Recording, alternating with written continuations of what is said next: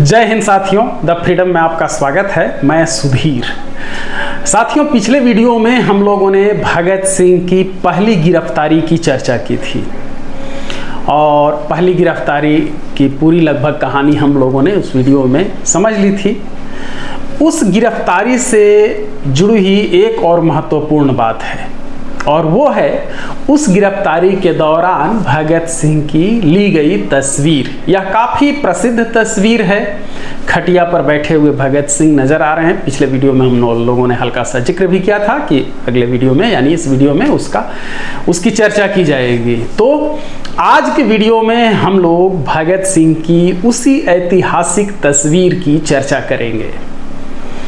ये जो आप तस्वीर देख रहे हैं, जब उनकी पहली गिरफ्तारी हुई थी दशहरा बम कांड को लेकर के। दशहरा बम कांड गिरफ्तारी का अगर आप लोगों ने नई वीडियो देखा है तो पिछला वीडियो देख लीजिएगा, उसमें पूरी कहानी बताई गई है। और उसी दौरान लाहौर रेलवे स्टेशन पर लाइन थाना है जहां की ये तस्वीर है और ये भगत सिंह से पूछताछ की फोटो है जिसमें सीआईडी का डीएसपी है गोपाल सिंह जो पूछताछ कर रहा है। इस फोटो की जो भी व्याख्या हो सकती है, इस फोटो को लेकर के जो कुछ भी समझ में आता है, जितनी भी बातें अब तक बताई गई हैं उसे आज हम लोग देखेंगे। जैसे सबसे पहले ये हम लोगों ने जान लिया कि ये फोटो कहाँ की है, लाहौर रेलवे स्टेशन लाइन थाना की। और भगत सिंह के साथ बैठा हुआ व्यक्ति कौन है? सीआईडी का डीएसपी गोपाल सिंह। इस फोटो में और जो कुछ भी है वो हम लोग इस फोटो को देख करके समझते हैं। और इस फोटो को समझने के लिए सबसे पहले ज़रूरी बात है कि मेरा चेहरा नहीं नज़र आए, मेरे चेहरे के बजाय वहाँ पर ये फोटो नज़र आए। तो अब हम लोग देखते हैं इस फोटो को और जानने की कोशिश करते हैं कि इस फोटो के बारे में क्या क्या बातें हैं या हो सकती हैं। यह फोटोग्राफ पुलिस ने लाहौर रेलवे स्टेशन लाइन थाने में गुप्त रूप से लिया है। फोटोग्राफी की दृष्टि से भगत सिंह एकदम सहज सामान्य दिख रहे हैं। शायद उन्हें पता भी नहीं है कि उनकी फ़ोटो खींची जा रही है। भगत सिंह से बात कर रहा बुजुर्ग व्यक्ति सीआईडी का तत्कालीन डीएसपी गोपाल सिंह है। क्रांतिकारियों से पूछताछ करने का उसे बहुत अच्छा खासा अनुभव था। 1915-16 में गदर आंदोलनकारियों की पूछताछ में भी वह शामिल रहा था गोपाल सिंह, और तब वह इंस्पेक्टर था, अब डीएसपी बन चुका है। गोपाल सिंह नौशेरा पनवान अमृतसर जिला में जो जगह है वहाँ का रहने वाला था।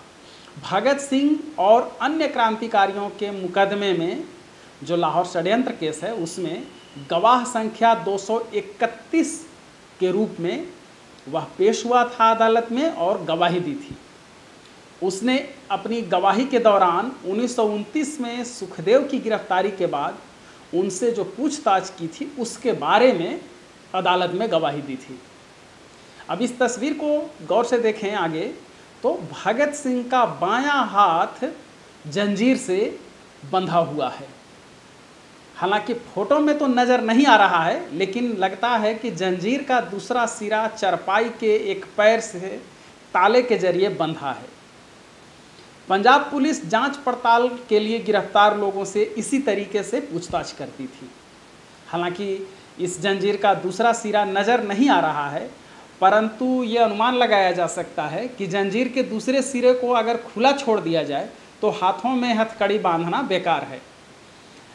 भगत सिंह जंजीर के बीच के हिस्से को दोनों हाथों से जैसे लगता है कि हिला रहे हैं, झुला रहे हैं।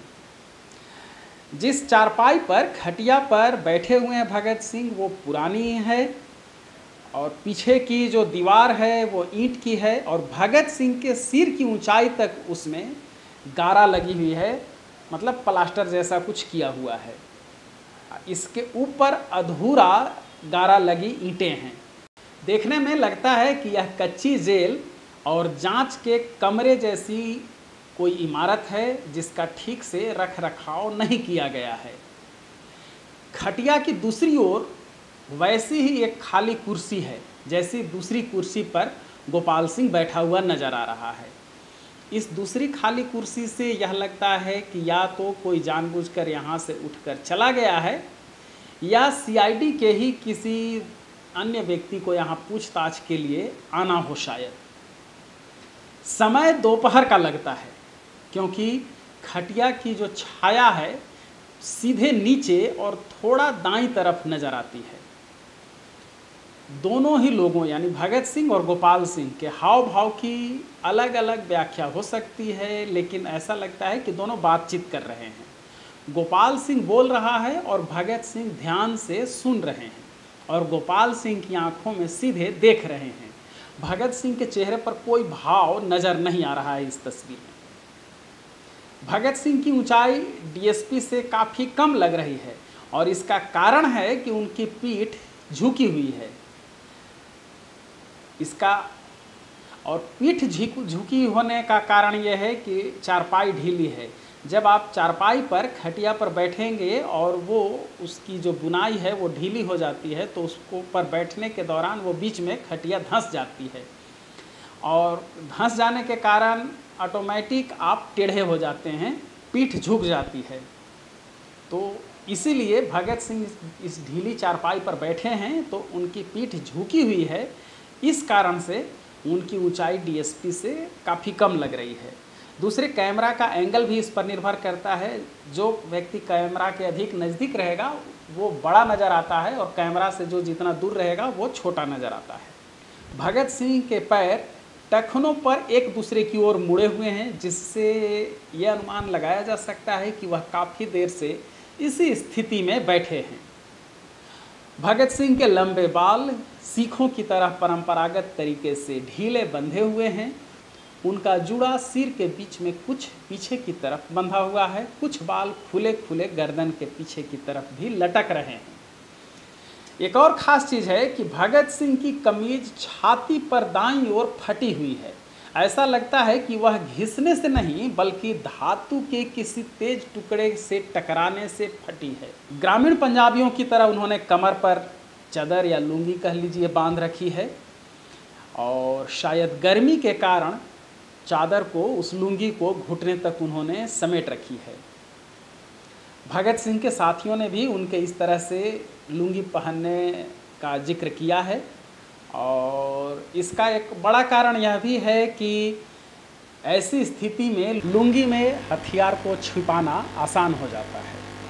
यह साफ है कि यह फोटोग्राफ चुपचाप खींचा गया है ताकि भगत सिंह पर नज़र रखी जा सके और यह भी संभव है कि भगत सिंह के अनेक स्थानों पर जाते रहने की आदत को देखते हुए इस फोटो की कई प्रतियां तैयार की गई होंगी। तो साथियों, ये आप देख रहे थे कि भगत सिंह की पहली गिरफ्तारी के दौरान ये जो फोटो ली गई थी, भगत सिंह का ये जो प्रसिद्ध चित्र है उसके बारे में जो भी जानकारी अब तक सामने आई है या जो कुछ भी इस फोटो को देख करके समझा जा सकता है। यह वीडियो यहीं तक। अगले वीडियो में फिर नई कहानी के साथ हम लोग मिलेंगे। आप सभी से आग्रह है कि अगर आपने चैनल को सब्सक्राइब नहीं किया है तो सब्सक्राइब कीजिए और आपके जानने वालों में जो लोग भी क्रांतिकारियों में रुचि रखते हैं उनके पास वीडियो फॉरवर्ड कीजिए। धन्यवाद साथियों। जय हिंद। इनकलाब जिंदाबाद।